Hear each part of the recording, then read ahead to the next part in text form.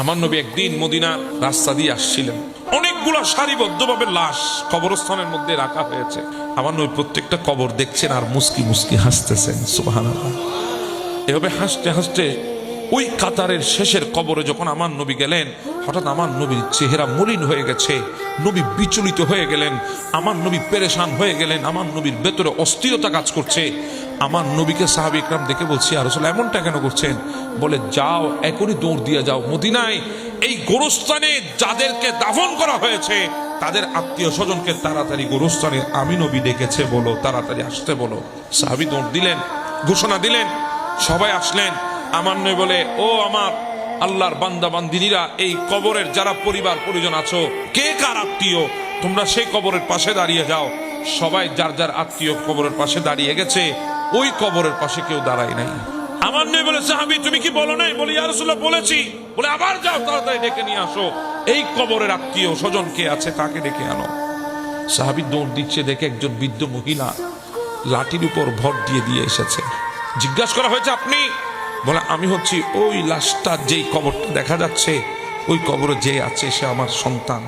আমার নবী বলে, মা তাড়াতাড়ি এদিকে আসেন, দাঁড়ান আপনি কবরের পাশে। মা, আপনার সন্তানের সাথে আপনার সম্পর্ক কেমন ছিল? একটু ভালোই তো ছিল। মা, আমার কেন জানি মনে হয় আপনি আপনার সন্তানের উপর অসন্তুষ্ট।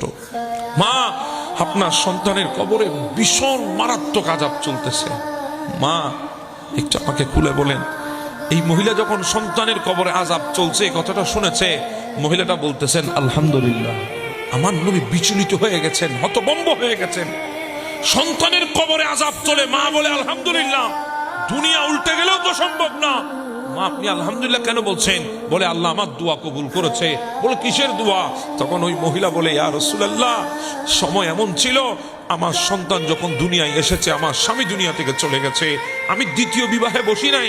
যদি আমার সন্তানের কোনো কষ্ট হয়, আমার জিন্দেগিতে যদি স্বামী আসে, ওই স্বামী যদি আমার সন্তানকে মেনে না আনে, আমার সন্তানের কষ্ট হবে, সেজন্য আমি দ্বিতীয় বিবাহ করি নাই।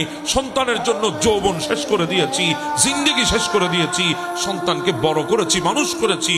এরপর একজন সম্ভ্রান্ত ফ্যামিলির মেয়ের সাথে আমার সন্তানের বিয়ে দিয়েছি। সেই সন্তান বউ পেয়ে আমাকে এমন ভাবে ভুলে গেছে, আমার সন্তান আমার খবর নিত না, আমার সাথে কথা বলতো না।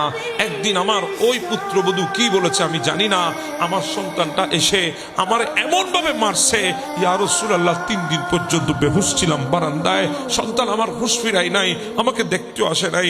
যখন হুঁশ ফিরল, তখন আল্লাহকে বলেছি, আল্লাহ, সন্তানকে অনেক কষ্ট করে মানুষ করেছি, ওই সন্তানকে তুমি দুনিয়ায় শাস্তি দিও না, কারণ দুনিয়ায় শাস্তি দিলে আমি মা ওই সন্তানের শাস্তি সহ্য করতে পারবো না। আল্লাহ যা দিবা কবরে দিবা, সেখানে তো আমি দেখবো না। আজকে আপনি বলছেন আমার সন্তানের কবরে আযাব চলছে, তার মানে আল্লাহ আমার দোয়া কবুল করেছে, জন্য আলহামদুলিল্লাহ বলেছি। দেখেন কত মারাত্মক কথা, চিন্তা করেন। আমার নবী বলে, মা আপনি মাফ করে দেন, আপনার সন্তানের কষ্ট হচ্ছে বেশি। বলে, ইয়া রাসূলুল্লাহ, আপনি আমারে বলেন, আমার জিন্দেগিটা বের করে আপনাকে দিয়ে দেব, এরপরও সন্তানকে ক্ষমা করার কথা আমাকে বলবেন না, আমি সেটা রাখতে পারবো না। তখন আমার নবী হাত তুলে বলে, আল্লাহ, এই মহিলার চোখের পর্দা উঠাই দাও, সে যাতে তার সন্তানের কবরের আযাব দেখতে পারে, আল্লাহ তার চোখের পর্দা উঠাই দাও। আমার নবী দোয়া করতে দেরি ওই মহিলার চোখের পর্দা উঠে গেছে। ওই মহিলা কবরের আযাব দেখে এমন এক বিকট শব্দে চিৎকার করে মুহূর্তে বেহুশ হয়ে জমিনের মধ্যে পড়ে গেছে। আমার নবী ওই মহিলার হুঁশ ফিরালেন।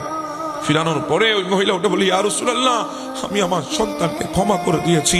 এত কঠিন বুঝি কবরের আযাব, এত মারাত্মক বুঝি কবরের আযাব, এত কঠিন শাস্তি বুঝি কবরের আযাব।